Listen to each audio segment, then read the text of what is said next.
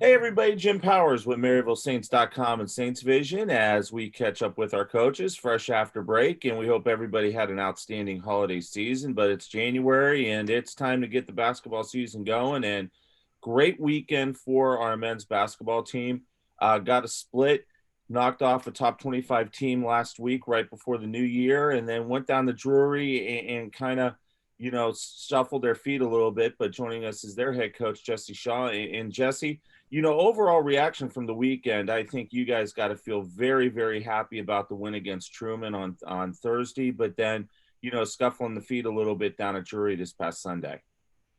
Yeah, the Truman State win was, it was a great feeling. It was a great experience for our guys and our program. And, it was pretty much the opposite down in Springfield on Sunday. But, we got a lot of young guys. We got 10 guys on our roster, and 5 of them are freshmen, 2 of them are sophomores, and 2 juniors and 1 senior. And sometimes what you can get is a little bit of a roller coaster when you're relying on so many young guys. But I think we saw a glimpse of how good we can be, if we can put it all together and build that consistency.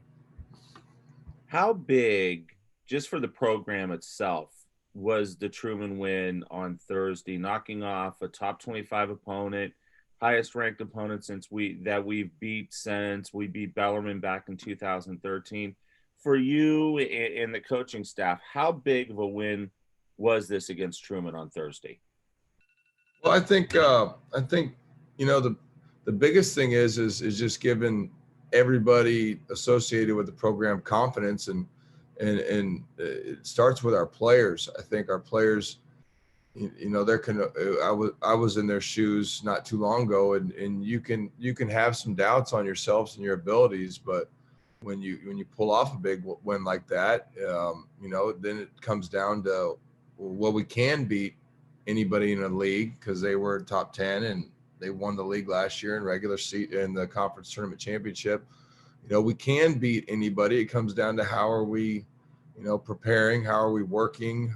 It just kind of takes that confidence piece out of are we able to do these things, that answers that question in the back of our heads. I think it'll be good recruiting wise. It's a good stepping stone, just showing that we're hopefully continuing to go in the right direction, and people can believe that if they join us, we can get there. And there's just a lot of good things to build on it, but the number one thing I think is just the confidence in our players and our program.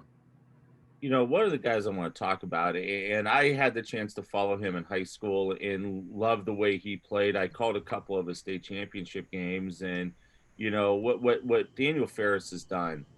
And I made this comment during the Truman game on the broadcast that having a senior that's been through the grind, that the decision making that he makes, it's got to feel good to have that extension of you being on the floor with Daniel and some of the decision makings. Especially there were a couple times in transition, it's 1-on-3. He's going down, and in most cases you get some of those young guys that are going to go right to the bucket, try and draw the foul, to where Daniel has that presence of mind and that calm demeanor about himself to just pull it out, set the offense, and make things happen. And that's got to make you and the staff feel really good to have somebody that can control that out on the floor for you.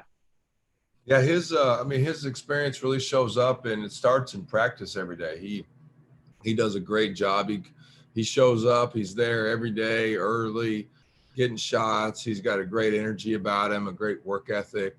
He brings it himself. I don't know that he's had a bad day in practice this year in terms of his focus and his energy, and he sets a good example for our young team, and he also holds his teammates accountable. He's become more vocal as time has gone on, and he does a good job of living it himself. And then a lot of times guys like that, when it's coming from he's a very unselfish player. He had 11 assists on Thursday. He's willing to give up the ball, and he's willing to play defense and stick his nose in there and get loose balls too. So he sets a good example on the court, and we're really happy to have him here. And I think with his background and winning state championships, I think And a lot of our guys, if you look back at their history, a lot of our guys have won big in high school and in the past. And, I think that hopefully that'll bring some confidence and moving forward. And I could say this: I've had the opportunity to call some of those state Yeah. championship games. Ari and Campto and Daniel and a few of those Yep. guys. So no, I absolutely agree with you. They've been on the big stage, and some of the things that they're doing are just really really cool. So this weekend doesn't get any easier. Lewis comes to town. And then Illinois Springfield, as we've got a pair of home games. Talk a little bit about Lewis. I know you guys have had a chance to watch them on film. What are your thoughts about them? And obviously the return game with Illinois Springfield on Saturday. Well, Lewis has I think 9 new guys, which I believe is the most Coach Trost has had in a very long time. They're very talented. They have a lot of good forwards, a lot of guys in that 6'5" to 6'8" range that can play on the perimeter and play inside.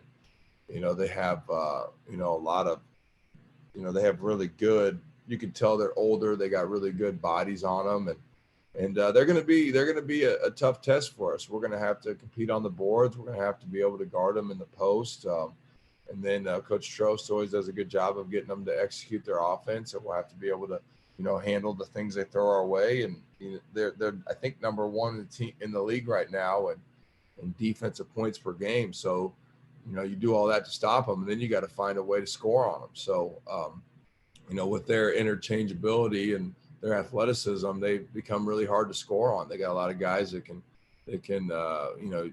it's hard to post up a lot of their guys. And when you get to the rim, there's 6'3" to 6'8" guys everywhere that are athletic. So, it's going to be a really good challenge for us. So, we're looking forward to it. And then we'll have another tussle with UIS on Saturday. And that one came down to, we don't make a shot with 5 seconds left and we lose that one. So, that's obviously going to be a really difficult matchup for us also. So we got a tough week ahead of us. Well, it's going to be a tough week, but it's going to be a great week and excited. We've got a couple more home games here at the Simon Center. Can't wait to get the guys back out on the floor on Thursday, Coach. Thanks for the time, and we will see you Thursday over at Simon. Sounds good, Jim. Thank you. Jesse Shaw, our head basketball coach, joins us as he always does on a weekly basis. Once again, home games this weekend. We'll open up with Lewis tomorrow night. Women play at 5:15. The men will play at 7:30. We'll have all the action for you on Saints Vision and the Joe VC Sports Network. Once again, I am not sure if everybody saw the announcement earlier this week, but still going to be no fans in the stands for the time being at Simon Center. So once again, be able to watch all the action on our video streams. And then on Saturday, women play at 1, men at 3:15 as Illinois Springfield comes down to Maloney Arena. For Coach, I'm Jim Powers. Thanks so much for tuning in to MaryvilleSaints.com and Saints Vision. Have a great week. And as always, go Saints.